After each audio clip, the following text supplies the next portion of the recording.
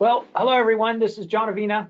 I'm here with my nephew, Gabriel Avina. He's the help desk guy. I'm sure most of you contacted him at some point with questions. Hey, Tyler, do we get the next slide? See, look, that's a painting. I did that. So this is a picture of Gabriel. See, it looks just like him. So anyway, let's see. I'm going to take off my camera, and you're going to do it too, and then we'll just see your screen. Yeah, you should have a view of option C right now. Let me know if that's what you're looking at. We Perfect. see it.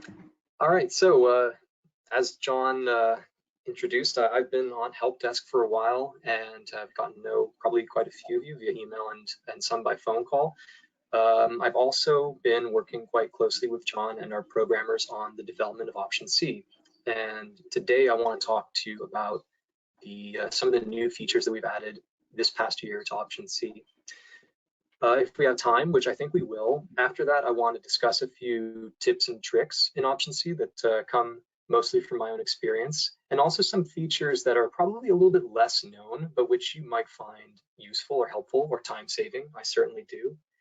And then after that, if we still have time, I would like to maybe briefly bring up a few common questions that we receive at help desk pertaining to option C, some common topics, and some workarounds for certain issues that might be useful to know.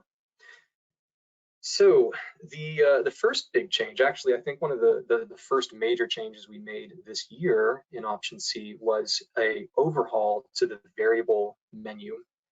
Let me bring us over to look at that. So some of you may recall that the variable menu in option C was initially quite basic, quite simple. It was really just the details panel here and the register below. And data could either be entered by hand manually, or it could be pasted in from outside, from Excel or from another register. We wanted to streamline all this and make it a bit better in terms of the user experience and also the layout. And that has led to this, which I will show you right now. So data can still be entered manually right here into the register that appears. You can also do it by copy and pasting from Excel. That part is unchanged. I think I have a project right here or a file I can paste from. You'll notice that the comments, the notes that you might have pasted in also can be copied. Data can also be pasted using this button right here. Same way, click on your starting point in the register, right at the top, or even further down if you like, and then click paste to enter your data. We've added a new option though, which is a bit more interesting, and this allows option C to automatically generate rows of data for the variable register. And this can be done either in daily or monthly intervals, and I'll show you both right now. You begin by specifying an end date for that data, and then click generate. So here I've just added monthly rows to this register, beginning on the first data date specified here, running all the way through this one, and you could really do that for any time span that you like. From here, again, the data can be manually adjusted, or you can paste in data, or if you like, you can copy this out, bring it over somewhere like Excel, and manipulate it more easily from there. You can also enter daily intervals, and when you select daily here, you'll notice that this drop-down menu becomes active. From this, you can actually specify what days you want selected for this variable, whether weekdays, weekend days, or any individual days of the week. And when you select one and then hit generate data, option C will automatically populate those rows, those given rows, with variable values. So here in this register, now that we've just generated, all weekdays have been marked with a 1, and weekends are filled with a 0. And that will be the same if we were to reproduce this for weekend days. We'll get the opposite look. This data, again, this is just a very quick way to fill out this this variables field with data for the right intervals that you want. If you wanted to make finer adjustments from here, you could again manually do so, or paste in and out of Excel to get exactly what you want reflected in this register.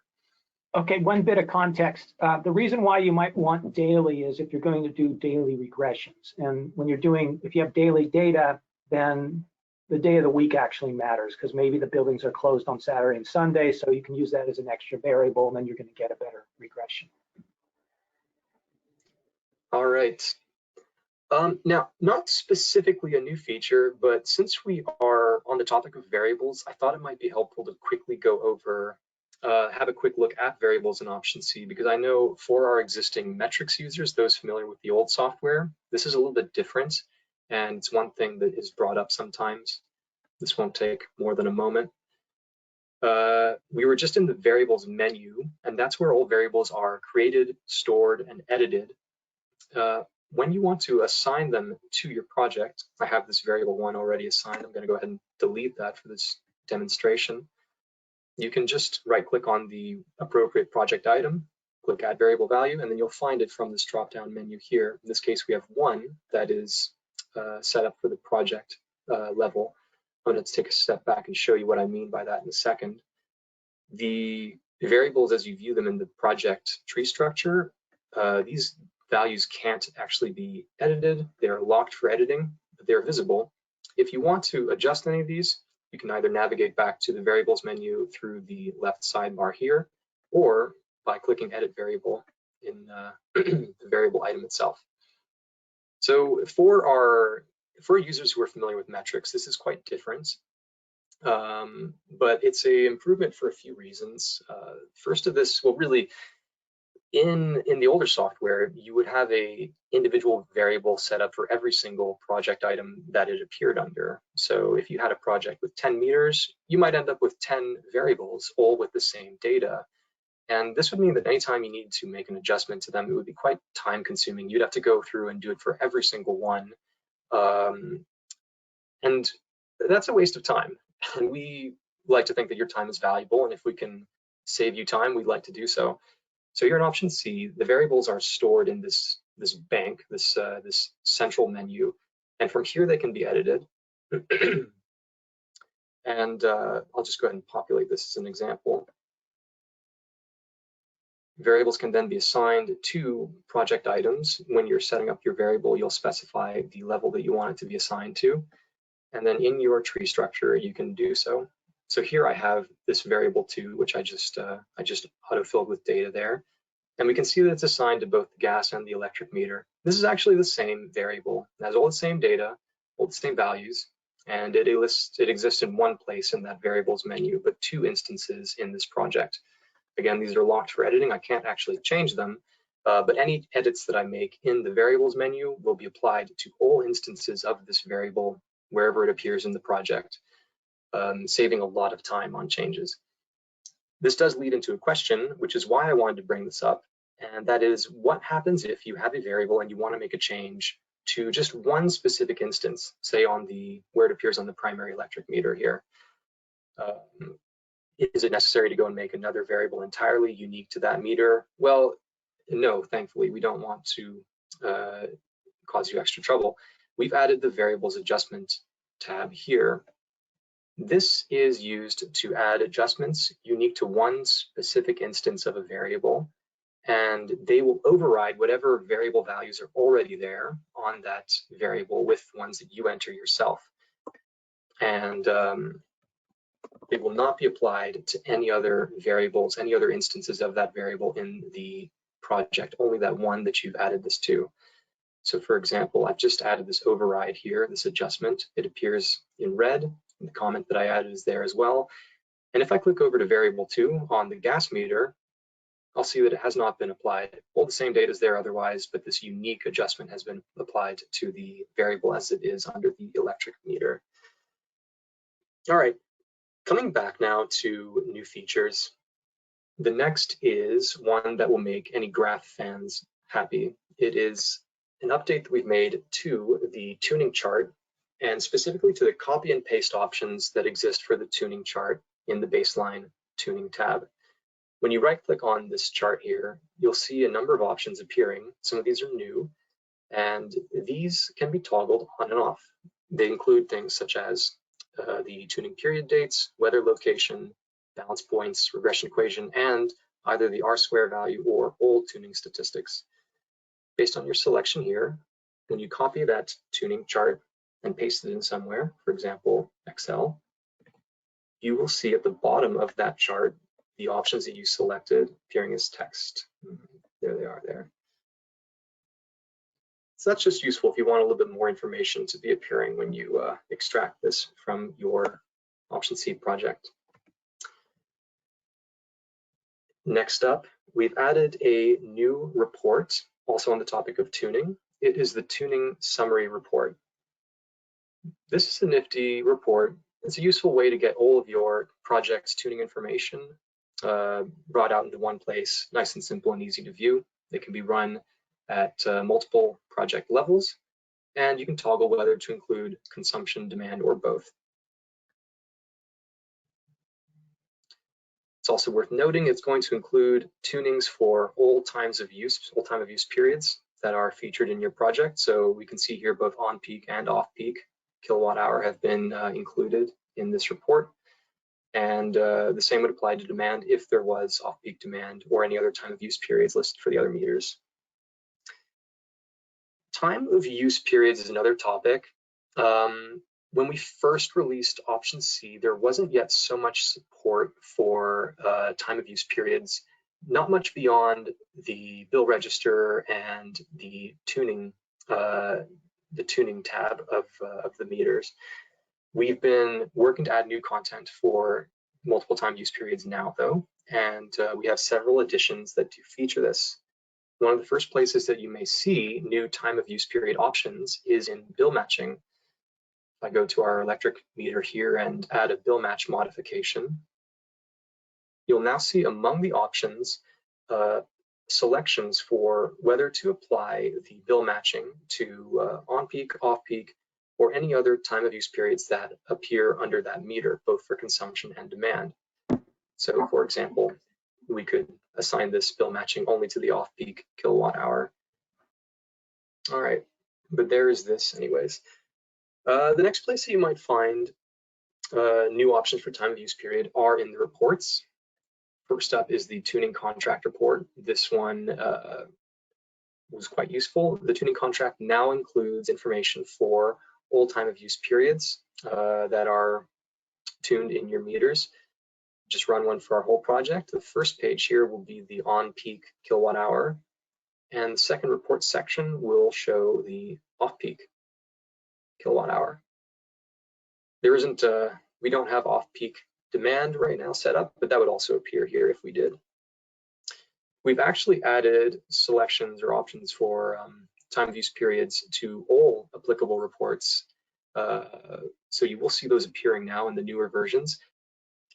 Also on the topic of reports, another recent improvement that we've added is better date selection appearing in the reports in the options. Here in this time across scenarios report menu, in the bills for the date range option, we have improved the way that option C fills in this end date. It used to fill that in with, I think, today's date, which was not very helpful in most cases, especially for older projects. What we've done is change this to now show the very last date of the last, this one's a bit of a mouthful. It will show you the last date of data for the final performance year for which you have data. Let me see if I can rephrase that a little bit better. Older users here, or users of metrics, may recognize that I'm using the Gulf Med project as a sample. I am a huge fan of Gulf Med, and it's always near to hand for any demonstrations that I have to do. And those of you who are familiar with this project will probably remember that its data ends in September of 1996 for both meters. So here, option C is filling in December of 96 as the last year, the last full performance year for the data that is in this project. And the performance period can actually be adjusted. If we go to the project details tab, this can actually be specified right here. So for example, if you happen to have a project that was that had a performance year ending in the middle of the year, say June, when you go to those report options and look to create a report, that end date would be something different. So here now it's giving me June 30th of 1997 to capture all of that, the last range of data that we have ending in September 96, going through though a full final year for the performance year for this report, for this project. That's just a better way to try to make the reports more consistent and more helpful when running multiple reports, not needing to always be filling in this end date with dates, but to have it already intelligently be filling in for what it expects that you will need. If you add more data to existing meters, so for example, we have data ending in in September of 96, but if I added data through until January of 97, this date will also change to make sure it's always capturing the full range of data. The next new feature, also in addition, most evident in our reports, is events. Now, John asked a bit earlier whether a previous change was unique to option C. This one certainly is. Events are brand new. They didn't exist in our previous software metrics, and we like them. We think you will too. This is what they look like. Adding events, you can now add events to your project, and what they do is in your reports, they create little labels that call attention to significant events or time periods in your reports. Let me show you how to do that. Events can be added in two different ways. The first is through the Events tab that appears at all major project items, the project site area and meter levels. And you can quite simply add events here by filling in a date and a note or label for the event, and an optional description if you want to add further information. This won't appear on the reports, but can be useful for reference. Events added in this way are going to appear at the assigned level in your reports. So for example, an event added at the project level will appear on reports run also at the project level. This logic does not go the other way around. If you add an event to a meter at the meter level, it will only appear on reports run at the meter level as well, not ascending to the parent items. Wait, I want to make sure I got this. So if you do it at the project level, that means it's also going to show up at the site area and meter level, but at the meter level, it's only at the meter level. Is that what you said? I think it may be specific to where it's added itself, but we can double check right now. Okay. You gotta check with yours. You gotta change your date because you got 2021, I think, in there. Oh, yeah, thank you, John. You're right.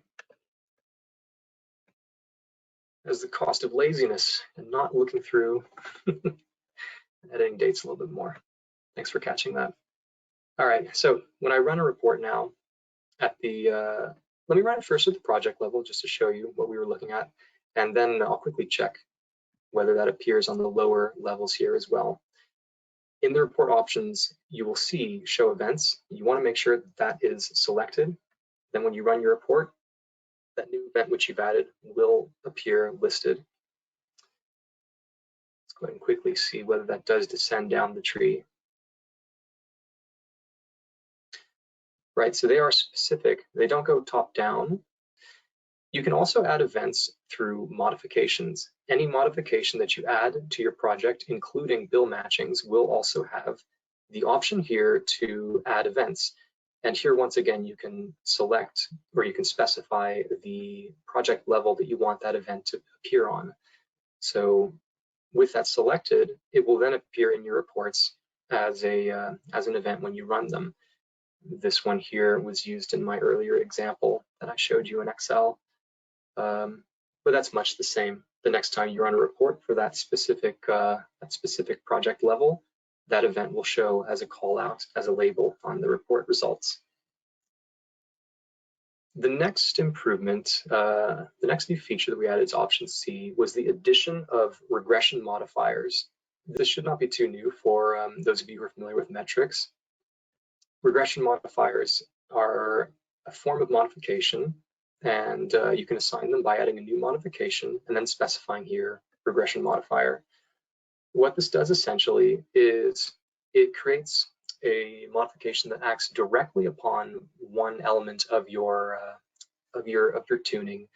So for example, if you're overseeing a project for a facility where the cooling equipment had lost efficiency over time, and you wanted to capture that change and target specifically the cooling energy usage, the usage associated with cooling, you can do so via regression modifier, whereas a baseline modification would instead act upon the total usage for that meter without specifying whether to look at the base load or cooling or heating if that was also part of your consumption. In this panel here, we'll see fields for on-peak, off-peak, consumption and demand, whatever appears on the meter that it's been assigned to. In this example, I'll go ahead and create a rather obvious modifier here of 50, just to make sure it shows up quite clearly in our meter when we look at this.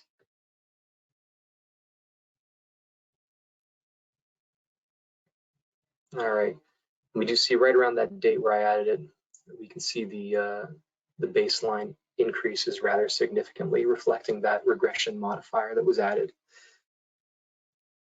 The next change is possibly my favorite for personal reasons, and I think that many of you may appreciate it as well. And that is an overhaul of our licensing system for option C. Probably most people here, any of you who have been using the software and who have been issued a license, whether a temporary or a permanent one, have had to go through the rather cumbersome system that we've been using previously, and which, trust us, is just as cumbersome for us. So I'm very happy to announce that we have greatly simplified the process very recently, and it will now be much simpler and should actually be quite reminiscent of the process in metrics for those of you who use the old software. Via the main menu Help tab, there's now an option to request a license. By clicking that, it will pull up a little menu in which you can fill in your information, and it will then trigger an email that comes directly to us at HelpDesk. And from there, we will send you back a license file, not a text code, which you can then import directly into option C by clicking import license. So we're very happy to announce this change. For those of you who struggled through the old system, our apologies, and you can look forward to a much easier way of doing this in the future. Next up, another new report that we've added. I chose to discuss this one a little bit later because it's a little bit different.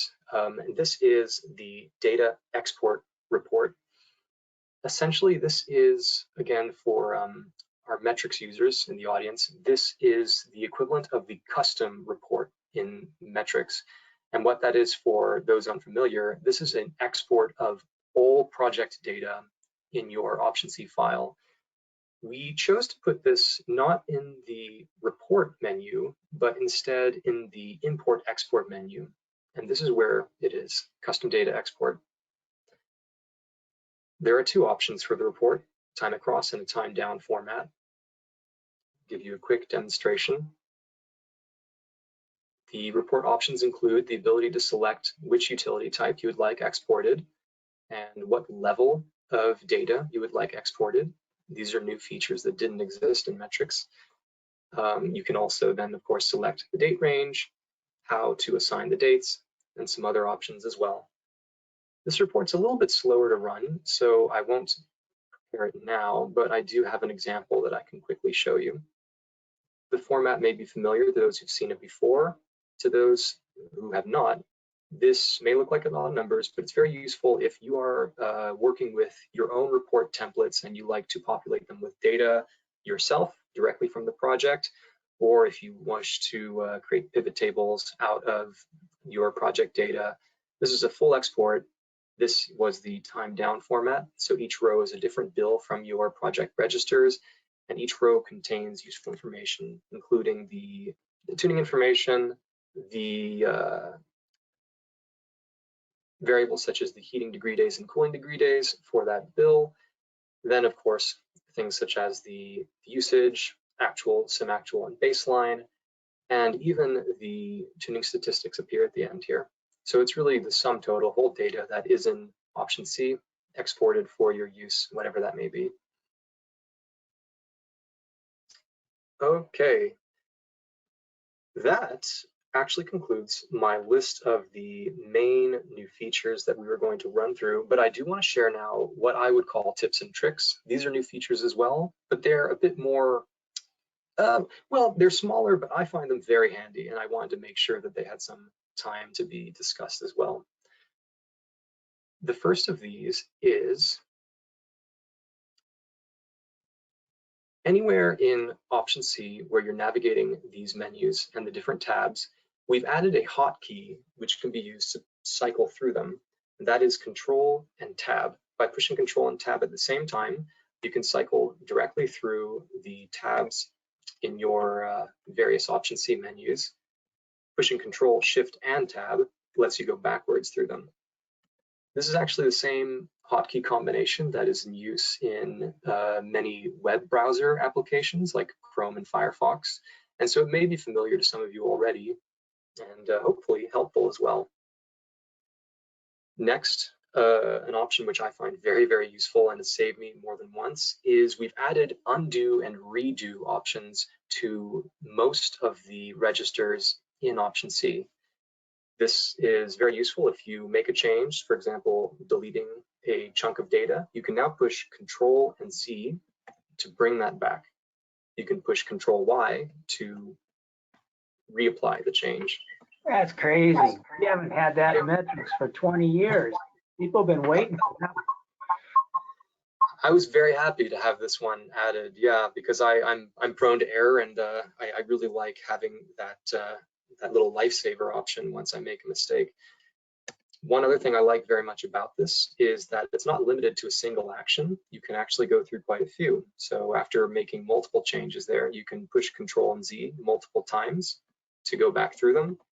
I'm not actually sure what the limit is, but don't get too do have some caution anyways. Don't rely on it fully, but it'll cover you for quite a few changes. Likewise, Control Y can revert back through a number of changes as well. So that exists in the most or all of the registers in Option C currently. Coming back to the reports, one other feature that I find handy, we've added as well. When you have multiple reports open here created, we added navigation, again, with Control and Tab, just like cycling through the other tabs in the project, or if you use this hotkey combination to cycle through tabs in your web browser, you can cycle through your different report tabs without needing to move the mouse and click on them individually. This can also be done backwards with Control, Shift, and Tab.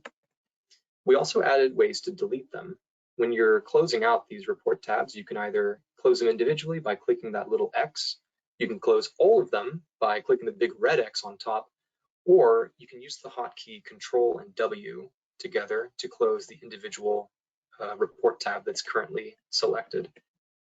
It's a small fix, but we felt it might save time for those of you who are familiar with this hotkey. Again, it's one that's used in many web browsers, and some of you may use it already and find that convenient. The next fix, this was actually it was a request from one of our users, and we were grateful to have it because it was something we'd overlooked, something very simple but useful. And that is the option to open your bill register starting from either the top or the bottom. When we set up Option C, we set it up to load the bill registers from the very top row. We felt like this made sense, but we received feedback from some of you who remembered metrics or who simply were using this and scrolling through rows and rows and rows of data to reach the bottom whenever you need to add a new monthly entry. And we have added, as a response to that, the option to load the bill register starting from the bottom row instead of from the top.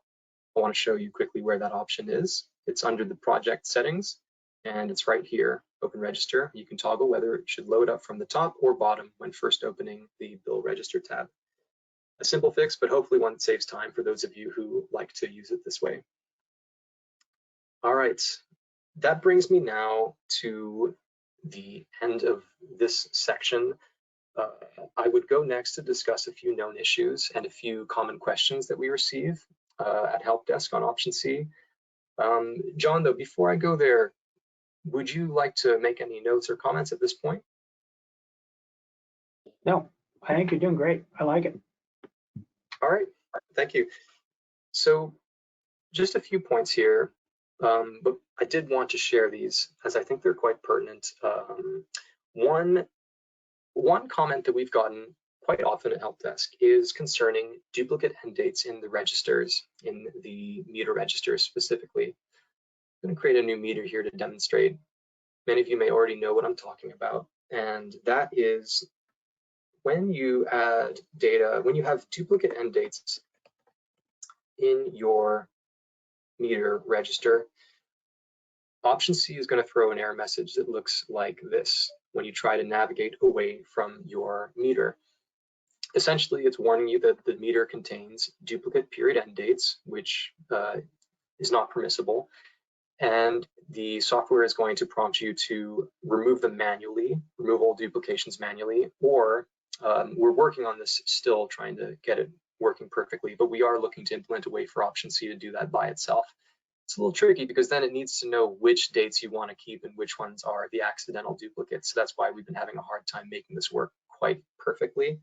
The notes that I want to bring to you instead are my advice on how to avoid this, because we do sometimes hear from people, and ourselves in our own testing, we also have gotten occasionally stuck in this little error loop when trying to navigate out of this. Obviously, deleting all the data is one way to do that. Deleting the individual rows one by one will do that as well. But I wanted to talk about how to avoid it in the first place. I've noticed that sometimes when copy pasting data in from Excel, this is an issue that can occur. I believe in my cases, it's been mostly prone to human error. Like I may already have a row of data and accidentally paste in a duplicate row that I've introduced from new data. One very easy way to avoid this is to import your data from MT1 files using the import procedure.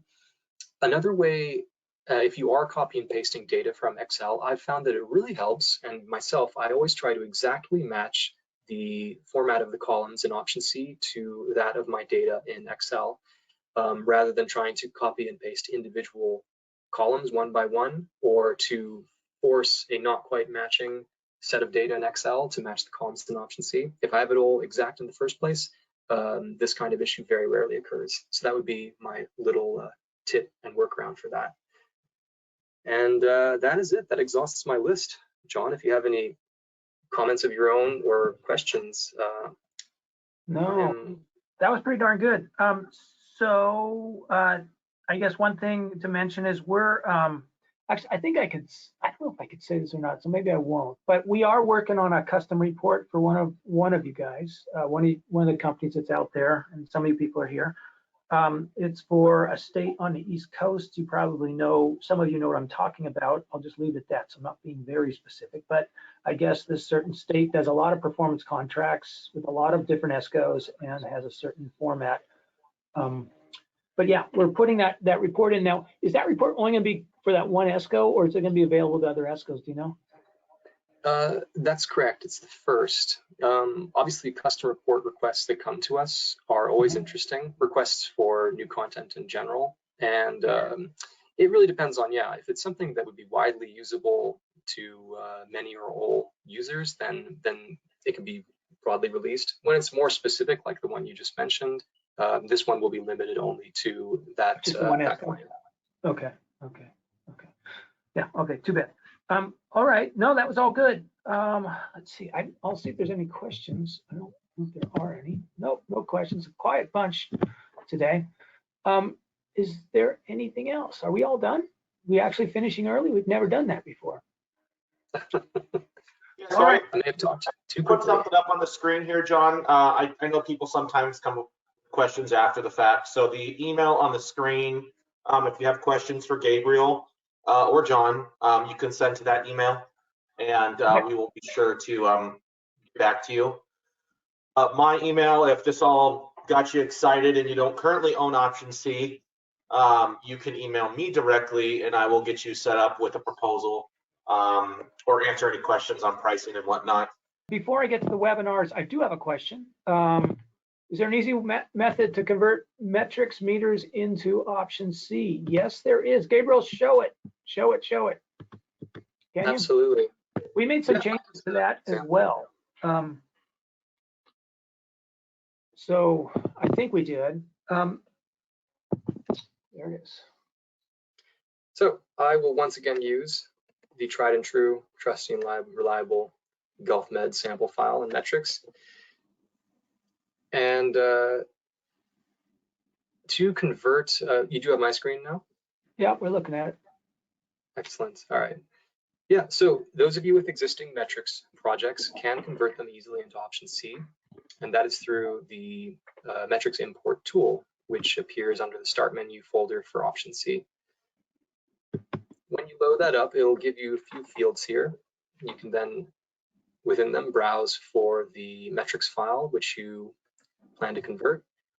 And in the second field, you can just select new file with the same name in option C format. There are some other settings, like whether you want to convert the unit of measurement used, whether between IP and SI. And from there, you just click import. It'll be done fairly quickly, depending on the size of the project. Larger ones may take a little bit longer. And from there, you can either convert another file or open the one that you just converted. This will look a lot like the demonstration project I've just had open. It'll be a little bit simpler. One note, though, on this is that at the moment, it is not possible to convert rates, unfortunately. Modeled rates in metrics will have to be remodeled in option C. But most other data will convert exactly, although we do always advise that you do check your meter tunings, do at least a spot check of them, or better yet, run a report both in metrics and in option C for those two projects, and make sure that your numbers are all coming out matching. Right. We had So a very interesting run like, yeah, baseline and sim actual at the project level for both in metrics and in option C. If they're both the same, and do it in dollars. Oh, you can't do it in dollars if you're modeling rates. So do it at least in kilowatt hours. If they're both the same, then everything's good. If they're not the same, then run it at the site level and figure out which site is wrong. You'll find a site that's wrong. And if that's not okay, then maybe break it out by meter. And you can run just those meters in that site. So you can pinpoint which meter is giving you the problem. We did have an interesting case I'd like to share as an example where one user had converted a metrics project into option C and was running these checks that we just described very diligently, checking a few reports to make sure that all the numbers were coming across equal. And they actually caught a discrepancy that they traced back to one of their weather items in metrics, and they found the metrics item to be incorrect. We looked into it, and it turned out it was not a software issue. It was simply, it may have been a mistake at some point, human error, or perhaps, well, for some reason, the data in one of their weather items had become different, even though in the metrics file, it was the same station used for all of their different areas and sites.